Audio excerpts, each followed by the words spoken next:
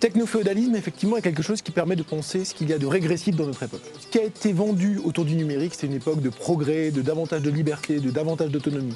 Or, à partir du début des années 2010, 2012, 2014, on a commencé à se rendre compte que l'esprit start-up était en train, de façon un peu inquiétante, de transformer en une logique de prédation, de géants qui avaient un appétit féroce et qui était un appétit véritablement multidimensionnel, occupant tout l'espace de nos existences.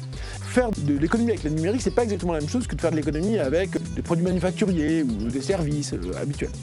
Alors quelle est la singularité? Eh bien c'est justement ce caractère de façon absolument fondamentale, sociale du numérique. C'est pas mes données qui sont intéressantes du point de vue numérique, mais c'est mes données avec vos données et leur mise en relation qui permet de comprendre comment nous ne sommes pas des individus, mais nous sommes en fait socialisés. Alors comment faire? La première chose, c'est d'abord exiger qu'il n'y ait pas de capacité de contrôle du débat public par les big tech en France et en Europe.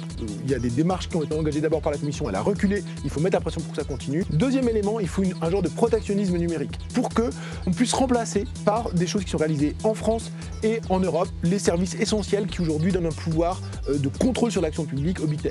Et troisièmement, c'est donc ce qui est la complémentarité de ce protectionnisme numérique, c'est une politique industrielle, on sait bien faire ça, c'est substitution aux importations, on construit une industrie qui permet de remplacer ça. Évidemment, l'État doit y avoir toute sa place, l'État et les communs. Les entreprises ne doivent pas avoir le droit de monopoliser ces données. Il faut organiser un accès à ces données. Il ne s'agit pas de mettre tout en accès libre sur Internet, évidemment, ça ne serait pas souhaitable, mais comme ça existe aujourd'hui pour la statistique publique, on a un projet, on l'expose, on dit pour quelle raison on veut accéder à ces données, et on obtient un accès qui y correspond. Ça peut intéresser donc des collectifs, d'autres entreprises, des administrations, etc. Et ça doit être régulé par une logique de commun.